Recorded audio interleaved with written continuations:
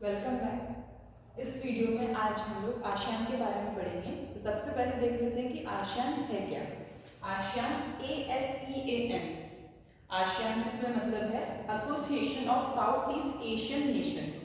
जो इस पूरी फुल फॉर्म के जो फर्स्ट लेटर है उसको मिला के शॉर्ट फॉर्म बना दिया है ताकि सबको बोलने में और काम करने में आसानी रहे। तो सबसे पहले association of south east Asian Nations, जो इंडिया के साउथ ईस्ट नेशंस हैं उन नेशंस में ये कंट्रीज का एक ऑर्गेनाइजेशन है, एक संगठन है जो बनाया है। अब सबसे पहले देखते हैं कि ये कब बना, क्योंकि हर एक संगठन की स्थापना का साल होता है। तो अब किस हिसाब से बना, कौन कौन देश बने, तो हमें उसके बारे में जानना जरूरी है। तो ये जो स्थापित हुआ था, जो स्टैब्लिश हुआ था 1967 में हुआ था। 1967 में एक अलग से घोषणा पत्र निकाला गया था जिसका नाम था बैंकॉक डिक्लेरेशन। बैंकॉक घोषणा पत्र के तहत आसियान का गठन होता है और उस टाइम पे 5 फाउंडिंग मेंबर्स थे। जैसे हम नाम के 5 फाउंडिंग मेंबर्स पढ़ते हैं, वैसे ही बैंकॉक डिक्लेरेशन के तहत आसियान के 5 मेंबर्स थे जो फाउंडिंग मेंबर्स थे। आज के तौर पे अगर देखोगे तो लगभग हमारे 10 देश हैं जो आसियान के अंदर हैं, लेकिन 5 फाउंडिंग मेंबर्स में कौन कौन से थे। सबसे पहले आप जो 5 फाउंडिंग मेंबर्स थे, जो 5 संस्थापक देश थे, उनके नाम जान लेते हैं। Indonesia, Malaysia, Singapore, Philippines and Thailand. ये 5 ऐसी कंट्रीज थी जिन्होंने सबसे पहले एक कॉन्सेप्ट को जन्म दिया कि भाई हम लोग आसियान जैसे एक संगठन बनाना चाहते हैं, association of south east Asian Nations हम बनाना चाहते हैं। आसियान को हिंदी में कहते हैं दक्षिण पूर्व एशियाई राष्ट्रों का संगठन। एक ऐसा संगठन जो दक्षिण पूर्व के एशियाई जो देश हैं उनको साथ में लेके आता है। बाद में जाके 10 और नई कंट्रीज जो हैं इसमें 5 नई कंट्रीज और जुड़ती हैं, जिससे मिलाकर टोटल 10 कंट्रीज हो जाती हैं। अब वो कौन कौन सी 5 कंट्रीज थी जो लेटर ज्वाइन करती हैं, वो हैं Brunei, Vietnam, Laos, Myanmar and Cambodia. ये 5 कंट्रीज बाद में ज्वाइन करती हैं। 5 फाउंडिंग मेंबर्स पहले वाले, 5 लेटर जो बाद में जो ज्वाइन करती हैं, उन सबको मिला के हो जाते हैं 10 हमारी कंट्रीज। टोटल 10 कंट्रीज हैं जो बैंकॉक डिक्लेरेशन के तहत बने आसियान के मेंबर्स हैं। अब सबसे पहले देख लेते हैं कि what are the objectives to make this organisation.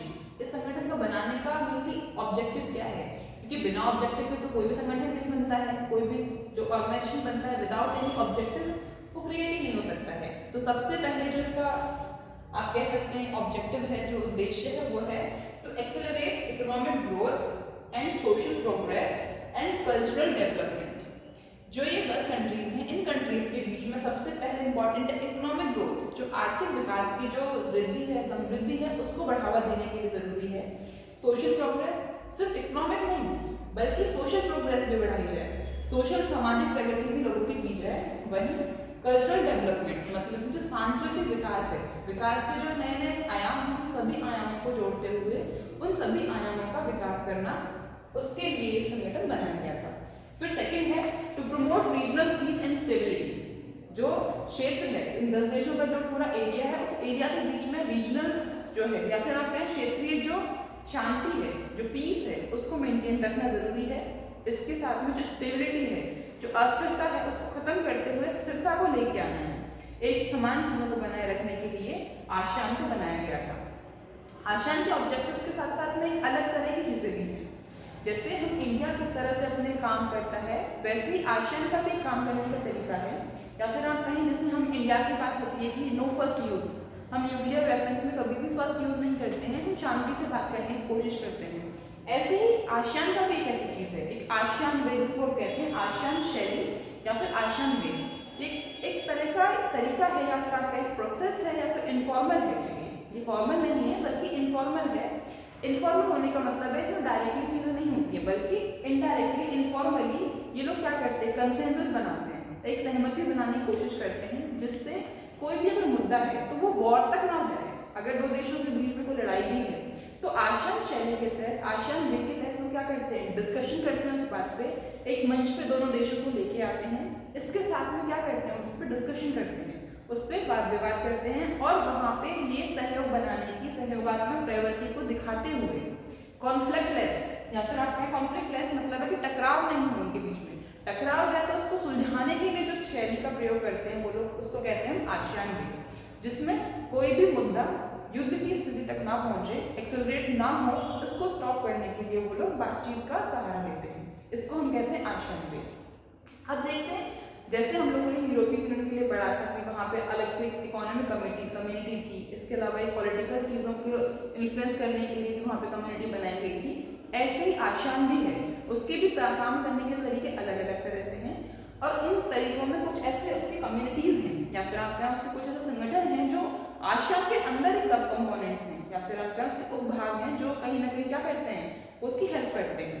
इसमें सबसे इंपॉर्टेंट है आसियान सिक्योरिटी कम्युनिटी, जो 2003 में बना आसियान सुरक्षा समुदाय। अब सुरक्षा समुदाय तो सबसे इसमें इंपॉर्टेंट आएगा मिलिट्री, जो भी मिलिट्री के जो चीज़ें होती हैं, सैनिक संबंधी जो चीज़ें होंगी, वो आसियान का आसियान सिक्योरिटी कम्युनिटी 2003 से देख रहा है। वैसे ही एक और बनाया गया, आसियान का इकोनॉमिक अलग है और सोशल कल्चरल अलग है। मैंने यहाँ दोनों साथ में लिखा है, लेकिन आसियान इकोनॉमिक जो कम्युनिटी है वो फोकस करता है इकोनॉमिक चीज़ों पे, इकोनॉमिक चीज़ों पे एडवाइस देना, इन्वेस्टमेंट की बातें करना, सुधार की बातें करना, ताकि आसियान जो है अच्छा डेवलपमेंट कर सके। वहीं उसके अंदर एक और चीज़ आता है सोशियो कल्चरल। सोशियो कल्चरल का मतलब होता है जैसे कि दो देशों के बीच में जो कल्चरल फेस्टिवल्स होते हैं, या फिर कॉमन, जैसे अगर हम देखेंगे तो इन देशों में इंडोनेशिया है, म्यांमार है, कंबोडिया है, इनमें भी हमारी जो महाभारत है, रामलीला है, वो सब वहाँ पे भी दिखाई जाती है, वहाँ पे भी रावण दहन किया जाता है, वहाँ पे भी रामायण चलती है। तो उन कल्चर्स को एक तरह से दोनों 10 देशों के बीच में कल्चरल जो सपोर्ट है, जो असिस्टेंस है, उसको बढ़ावा देने के लिए भी कहीं ना कहीं ये बनाया गया है आसियान सोशियो कल्चरल कम्युनिटी। इसके साथ में ये देखते हैं कि जो इंडिया है, इंडिया के साथ साथ जैसे कि हम लोग कहते हैं कि जैसे जैसे टाइम बढ़ रहा है, वैसे इंडिया और बाकी देश भी साथ साथ बढ़ रहे हैं।